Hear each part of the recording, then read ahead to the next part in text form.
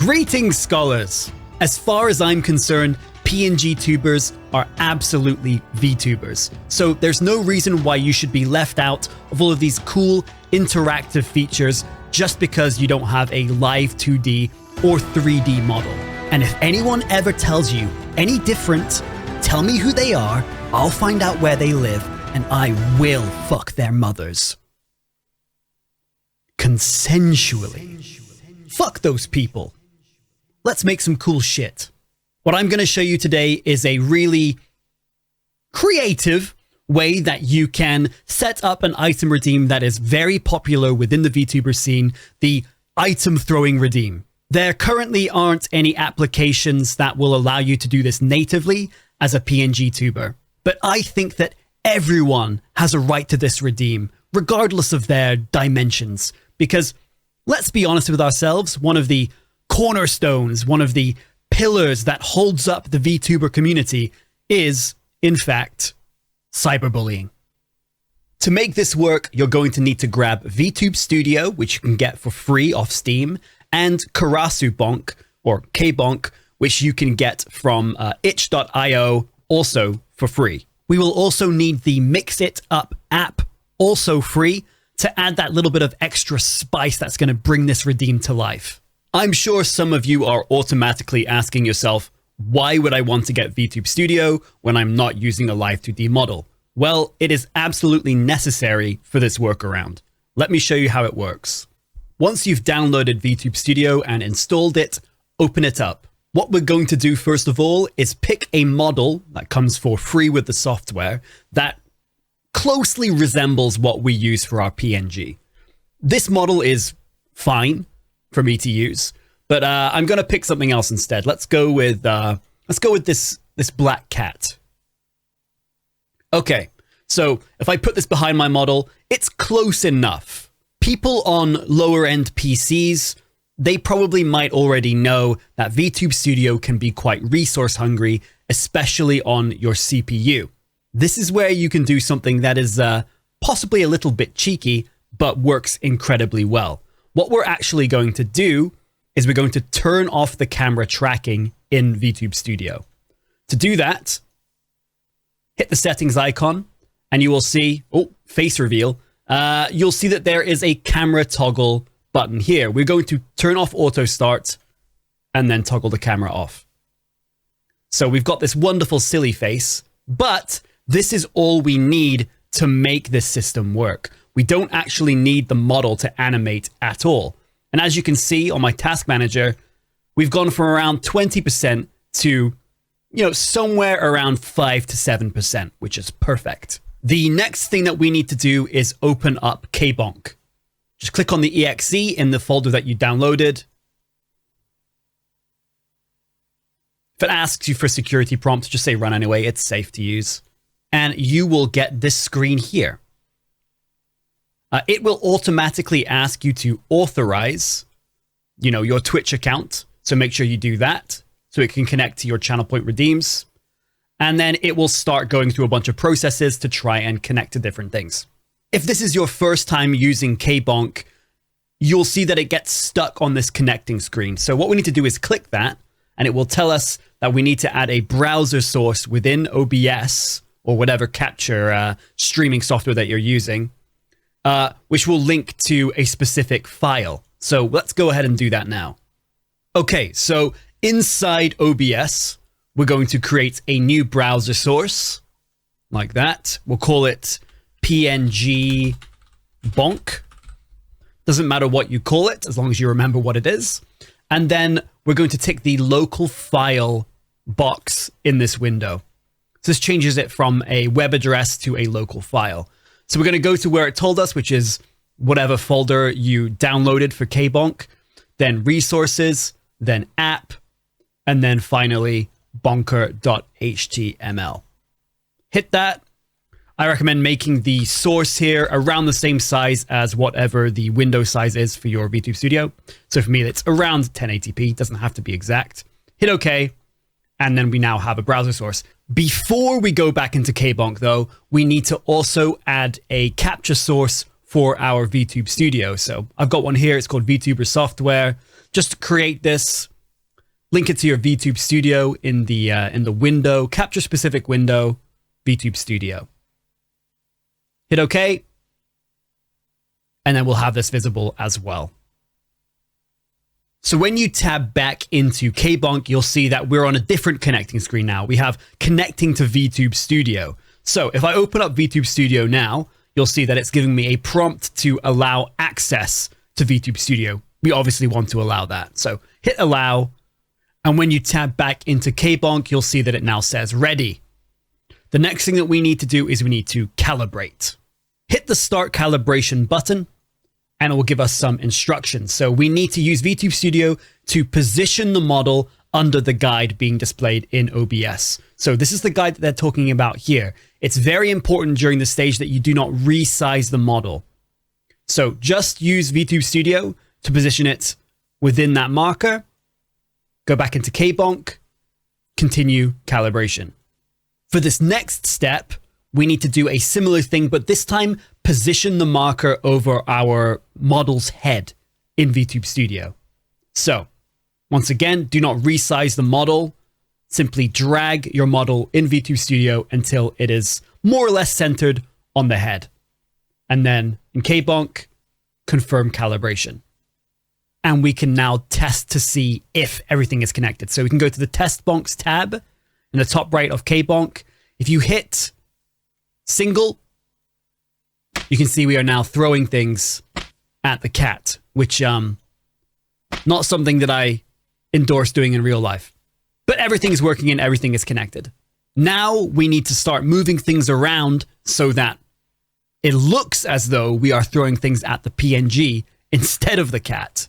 In OBS, select the browser source for Kbonk, or PNG bonk in this case, and also select your VTuber software. We want to move these two items together so that they overlap with our PNG model.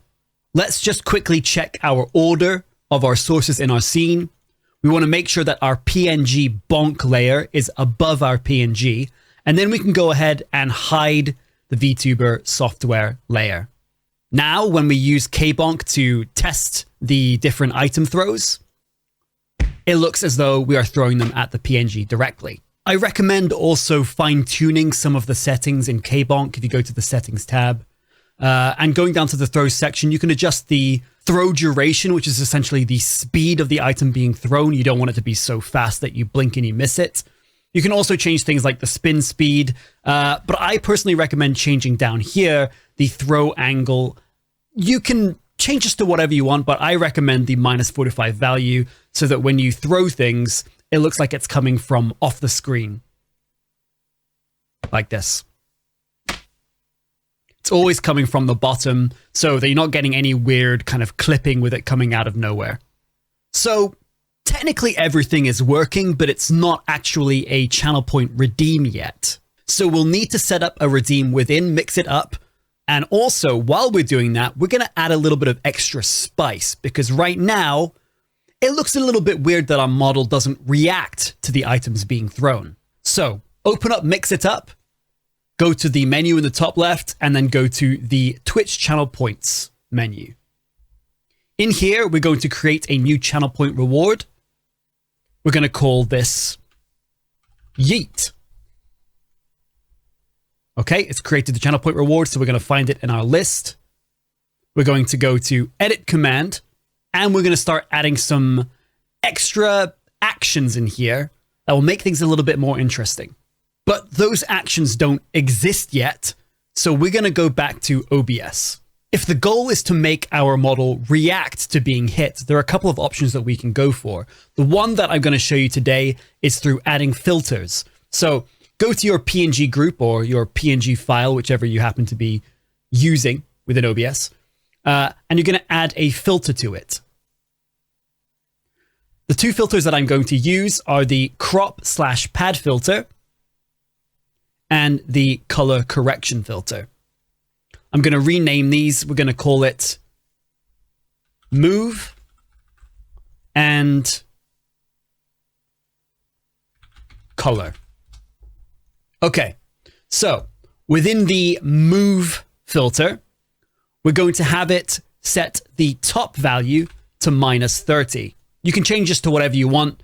The more extreme the value, the more your model will move. So if we toggle this filter on and off now, you'll see that our model is moving up and down. That's a good value for me personally. Okay, then we're going to do a color correction. And we can get pretty crazy with this here. I'm going to use the color multiply function to add a lot of red to my model. So I'm going to go up to the top here. I'm going to hit red, which basically just makes my entire model red. You can fine tune the details here. You know, you can do a little bit more, a little bit less brightness if you like that. I want to kind of wash out the colors a little bit personally.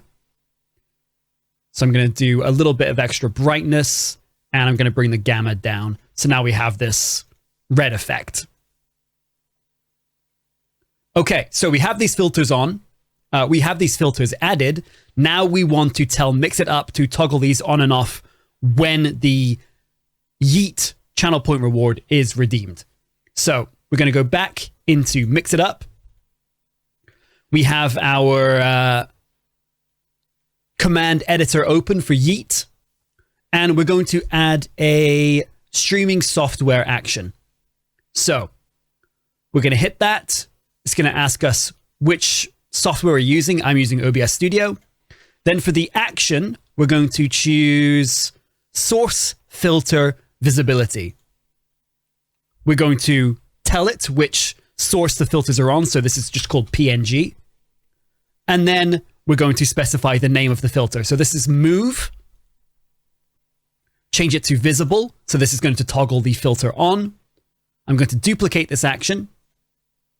And then for the second one, we're going to change the filter name to Color. So now, let me move these things out of the way. Now, if I test these commands, or this command entirely, this will now turn both of these filters on. Fantastic. But we also need Mix It Up to turn them off again. So we're just going to do the same again. We're going to duplicate both of these commands. One for the move, one for the color. And we're going to open them up. And for the second two, we're going to make them so that they turn the filters off by toggling the visible button here. I'm going to name these for convenience. So the top one was Move On. The second one was Color On. And then likewise, Move Off, Color Off. Okay, so right now, if I test these, make sure that they work. They do. Right now, if I hit test command, it does all of those actions and nothing happens because it's immediately turned them on and then off again. So what we need to do is we need to add a wait action in between. So we go down to action, wait, add. We're going to specify a period of time.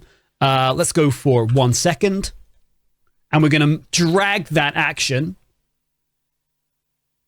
between the on and the off segments. So now if we do it, we have 1 second when that is all toggled on, and then it turns off again. Cool. So the last thing we need to do here to make this relatively functional is add one final wait command, and we're going to move it to the top. Now, you might be wondering why this is, and that is because when a channel point is redeemed, it will throw the item, but we want to wait until the item hits the model to then trigger the filters being toggled on and off. So we've set it up and Mix It Up. What we need to do now is assign the channel point within Karasu Bonk. So to do that, we go to Settings, hit Settings again to go to a different menu. I've already added it here, but I'll remove it for simplicity's sake. We're going to hit the Add Redeem button. And then we have this new button called Listen. So if we hit Listen, and then we go into our Twitch chat, and we hit the redeem that we created using Mix It Up, it should now register that as the appropriate command. Okay, so everything's saved and linked together. Let's try the reward. Perfect. Okay, so that is a functional representation of how this works. But I'd like to make it a little bit more interesting personally. So open up, mix it up again. Go back to edit the yeet command. So right now we have one instance of this effect being turned on and off. I want to add a couple more of those. So what I'm going to do is I'm going to reduce the wait time between them. Let's go with 0.2 seconds. That seems pretty good to me. And then we're going to duplicate that wait action. So it's at the bottom of the list. So now we have toggle it on, wait, toggle it off, wait. We want it to toggle on again. So we duplicate those actions. Then we want to duplicate the wait one more time. And then we want to have another off toggle. So now when we do this, it looks like this. And you can obviously take this to any extreme that you are personally comfortable with. You can add a lot of different shakes if you want to. You can add more different filters. You could add different colors. But for me, right now, I think this demonstrates the technique fairly well. So when we use our redeem, that is honestly pretty good. I'm happy with that. Okay, to wrap things up, we're just going to add a little bit of icing on top of the cake in the form of a sound effect. The reason why I like to do this is it's nice to know as the streamer when an action is initiated so that you can react appropriately. You have the window between the redeem being activated and then when the item hits you to, you know, react to it audibly. So what we're going to do is we're going to go into our yeet redeem and mix it up. And we're going to go down to sound, add a sound action. And we're going to move that sound action to the top so that it is the first thing that happens when someone redeems yeet. So here we're just going to find a file. I already know what I'm looking for. I have a file prepared called throw. There it is. It's just a very simple sound. You can use whatever you want, but this works perfectly for me. So if I save this now, when I redeem this, we get a sound effect at the start. Perfect. To me, this kind of ties it all together. Let's try one more time. Yeah, love it. So that when someone throws an item, you can be like, ow, because you know that the item is being thrown at you. The last thing that I recommend doing is moving the PNG bonk source inside a folder with your PNG. This means that if you need to move or resize your PNG at any time, like I'm going to do here, then your channel point redeem will still trigger in the right location and it won't get super awkward and everything will work on all of your different scenes properly. It will just make your life a lot easier. And that's it for the tutorial. Thank you so much for watching. I hope this was helpful. And we'll have more tips coming soon if there's enough demand for it. Everybody, thanks for tuning in. Thanks for listening. And stay safe out there. Class dismissed.